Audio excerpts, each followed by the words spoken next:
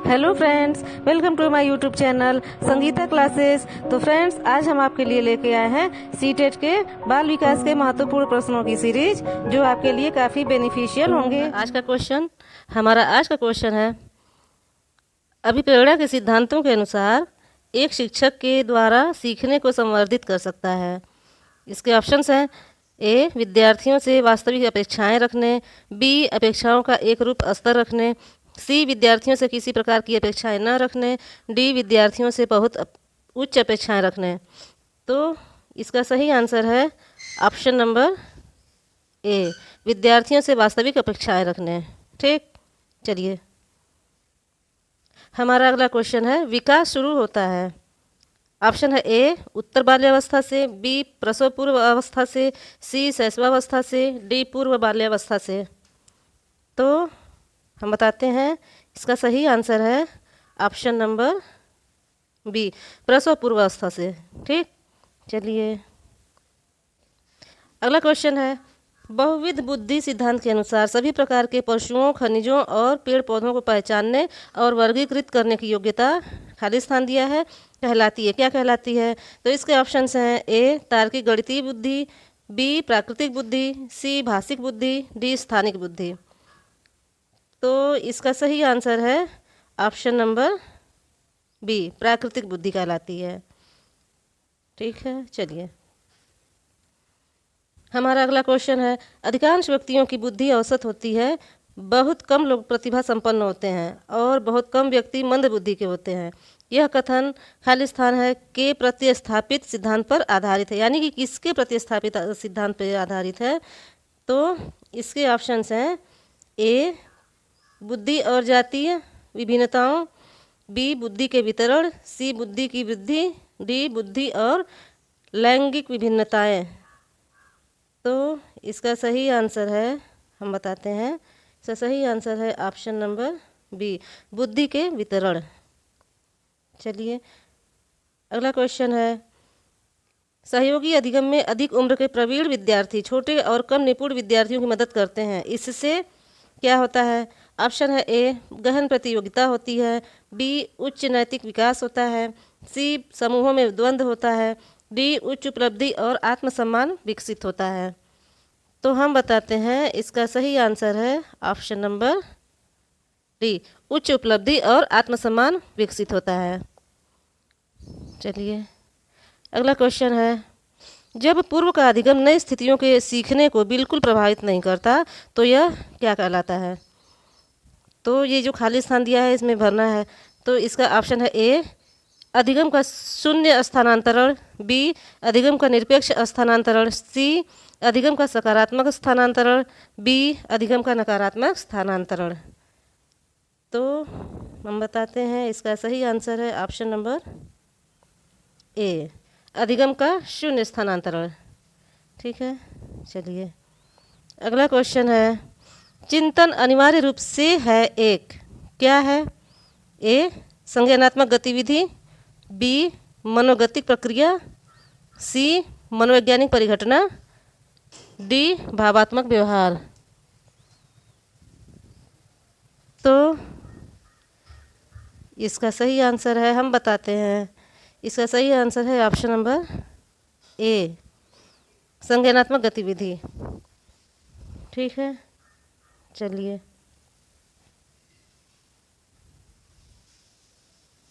अगला क्वेश्चन है हमारा, एक बाल केंद्रित कक्षा में बच्चे सामान्यतः सीखते हैं: ए, वैयक्तिक और सामूहिक दोनों रूपों में, बी, मुख्य रूप से शिक्षक से, सी, वैयक्तिक रूप से, डी, समूहों में। तो हम बताते हैं, इसका सही आंसर है वैयक्तिक रूप में, ऑप्शन नंबर सी, एक बाल केंद्रित कक्षा में बच्चे सामान्यतः सीखते हैं वैयक्तिक रूप में। चलिए अगला क्वेश्चन है, पियाजे के अधिगम के संज्ञानात्मक सिद्धांत के अनुसार वह प्रक्रिया जिसके द्वारा संज्ञानात्मक संरचना को संशोधित किया जाता है, खाली स्थान दिया है, कहलाती है। यानी क्या कहलाती है? ऑप्शन है ए, जूम कर देते हैं थोड़ा सा, ऑप्शन है ए, प्रत्यक्षण, बी, समायोजन, सी, समावेशन, डी है स्कीमा। तो इसका सही आंसर है option number D schema. Schema कहलाती है संज्ञानात्मक संरचना के को संशोधित करने के लिए। चलिए अगला क्वेश्चन है, एक शिक्षिका अपने शिक्षार्थियों की सदैव इस रूप में सहायता करती है कि वे एक विषय क्षेत्र से प्राप्त ज्ञान को दूसरे विषय क्षेत्रों के ज्ञान के साथ जोड़ सके। इससे खाली स्थान दिया है को बढ़ावा मिलता है। किसको बढ़ावा मिलता है? इसके ऑप्शंस हैं, ए पुनर्बलन, बी ज्ञान के सहसंबंध एवं अंतरण, सी वैयक्तिक भिन्नताओं, डी शिक्षार्थी स्वायत्तता।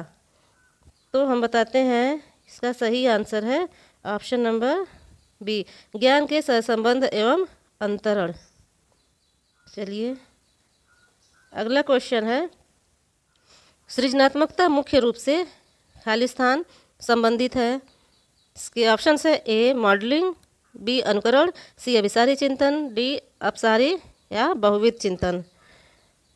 तो इसका सही आंसर है, हम बताते हैं ऑप्शन नंबर डी, अपसारी चिंतन। सृजनात्मकता मुख्य रूप से अपसारी चिंतन से संबंधित होती है। चलिए हमारा अगला क्वेश्चन है, एक विद्यार्थी मेडिकल कॉलेज में दाखिला लेने के लिए कठिन परिश्रम करता है ताकि वह प्रवेश परीक्षा में उत्तीर्ण हो सके। यह विद्यार्थी खाली स्थान है रूप से अभिप्रेरित है, यानी किससे अभिप्रेरित है? तो इसके ऑप्शंस हैं, ए वैयक्तिक, बी आनुभविक, सी आंतरिक, डी बाह्य। तो हम बताते हैं इसका सही आंसर है ऑप्शन नंबर सी, वह आंतरिक रूप से अभिप्रेरित है। चलिए हमारा अगला क्वेश्चन है, व्यवहार का करना पक्ष खाली स्थान है में आता है। किस में आता है? ऑप्शन नंबर ए है सीखने के गतिक कोग्निटिव क्षेत्र, बी सीखने के मनोवैज्ञानिक क्षेत्र, सी सीखने के संज्ञानात्मक क्षेत्र, डी सीखने के भावात्मक क्षेत्र। तो हम बताते हैं इसका सही आंसर है ऑप्शन नंबर ए, सीखने के गतिक क्षेत्र।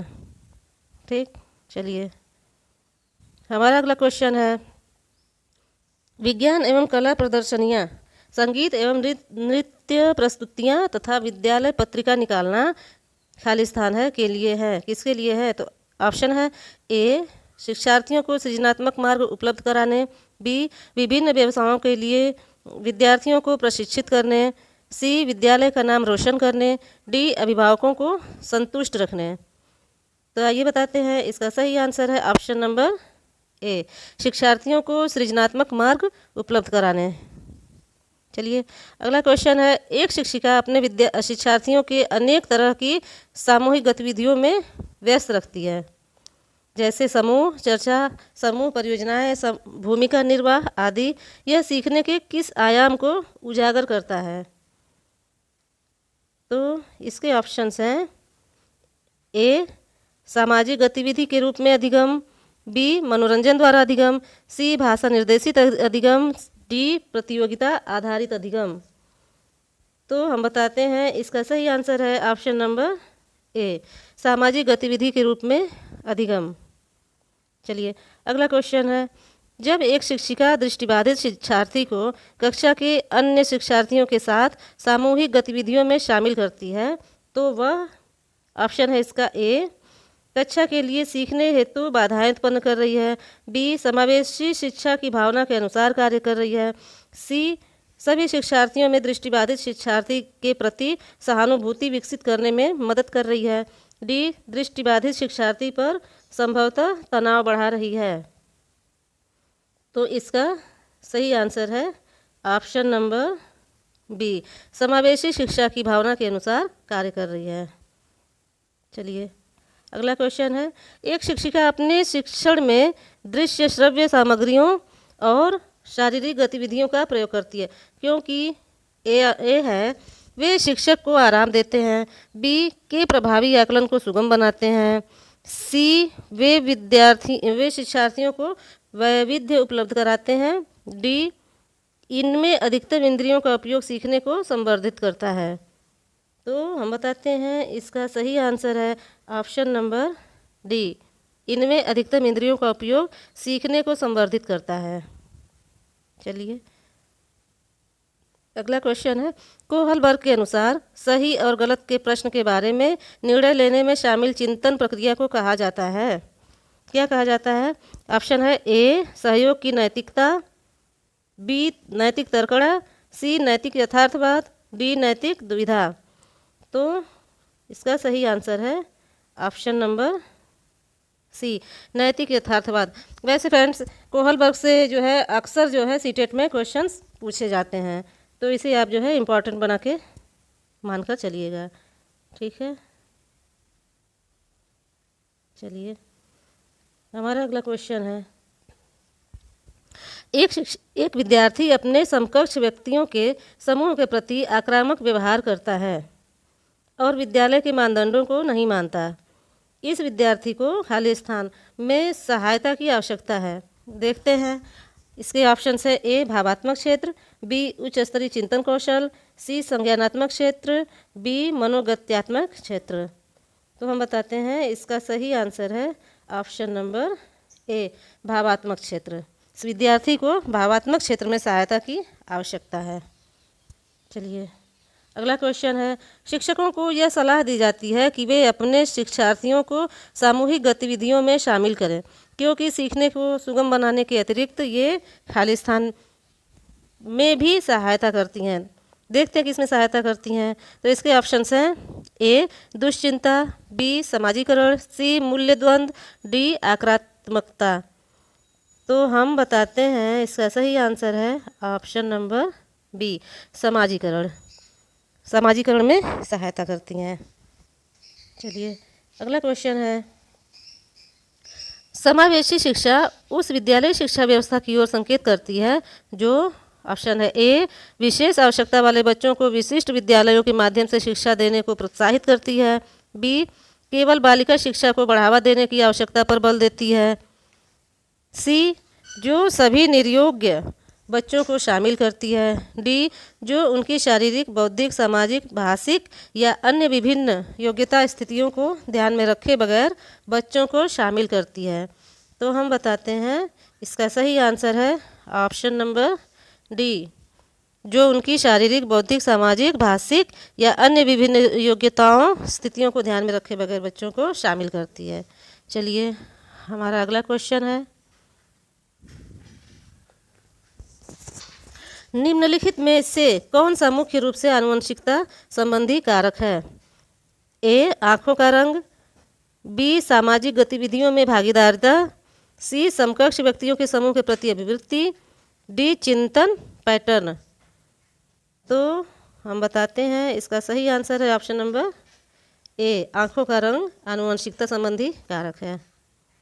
चलिए अगला क्वेश्चन है, शिक्षकों को अपने विद्यार्थियों की त्रुटियों का अध्ययन करना चाहिए क्योंकि ये प्रायः खाली स्थान है की ओर संकेत करती हैं, यानी किसकी ओर संकेत करती हैं। तो इसके ऑप्शंस हैं ऑप्शन नंबर ए योग्यताओं के अनुसार समूह बनाने हेतु दिशा निर्देश, बी भिन्न प्रकार की पाठ्यचर्या की आवश्यकता, सी उनके ज्ञान की सीमा, डी आवश्यक उपचारात्मक युक्तियों। तो इसका सही आंसर है ऑप्शन नंबर डी आवश्यक उपचारात्मक युक्तियाँ। चलिए अगला क्वेश्चन है, सीमा हर पाठ को बहुत जल्दी सीख लेती है जबकि लीना उससे सीखने में ज़्यादा समय लेती है।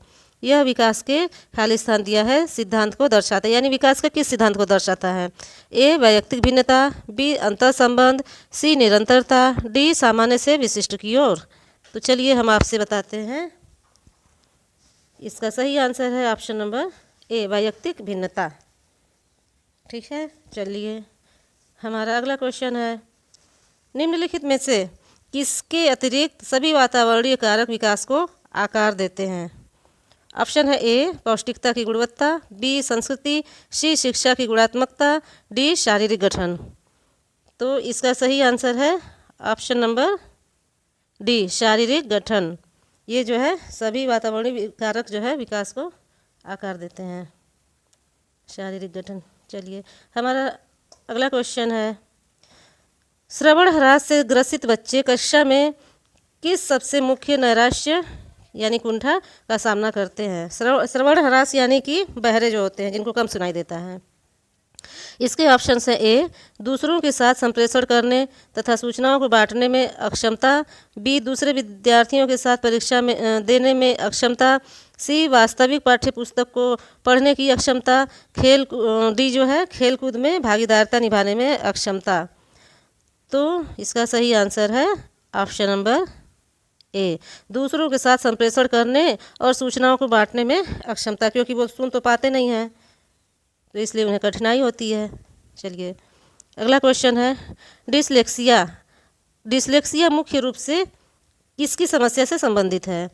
ए सुनने, बी पढ़ने, सी बोलने, डी बोलने व सुनने। तो हम बताते हैं इसका सही आंसर है ऑप्शन नंबर बी, पढ़ने।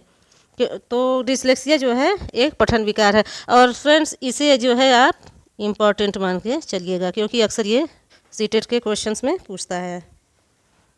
चलिए अगला क्वेश्चन है, प्रतिभाशाली विद्यार्थी अपनी क्षमताओं को तब विकसित कर पाएंगे जब ए है बार बार उनकी परीक्षा होगी, बी वे अन्य विद्यार्थियों के साथ अधिगम प्रक्रिया से जुड़ते हैं, सी उन्हें अन्य विद्यार्थियों से अलग किया जाएगा, डी वे निजी कोचिंग कक्षाओं में पढ़ेंगे। तो आइए हम बताते हैं इसका सही आंसर है ऑप्शन नंबर बी, वे अन्य विद्यार्थियों के साथ अधिगम प्रक्रिया से जुड़ते हैं।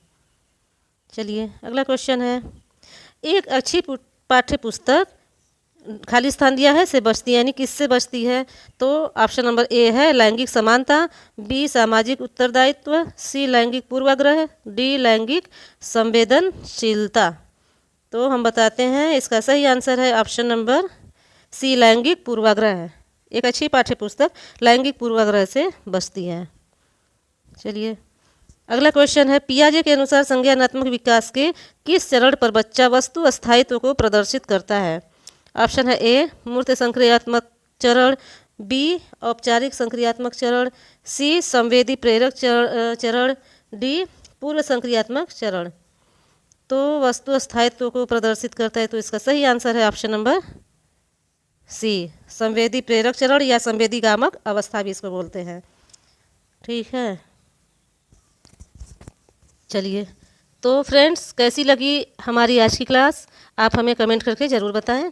अगर पसंद आई हो तो प्लीज़ इसे लाइक, शेयर और सब्सक्राइब ज़रूर कर लें। सब्सक्राइब करने के बाद बेल आइकन को ज़रूर प्रेस कर लें, ताकि जो भी वीडियो मैं अपलोड करूं उसका नोटिफिकेशन आप तक सबसे पहले पहुंचे। तो ठीक है, फिर चलते हैं और मिलते हैं आपसे फिर से एक नई वीडियो के साथ। तब तक के लिए थैंक यू सो मच।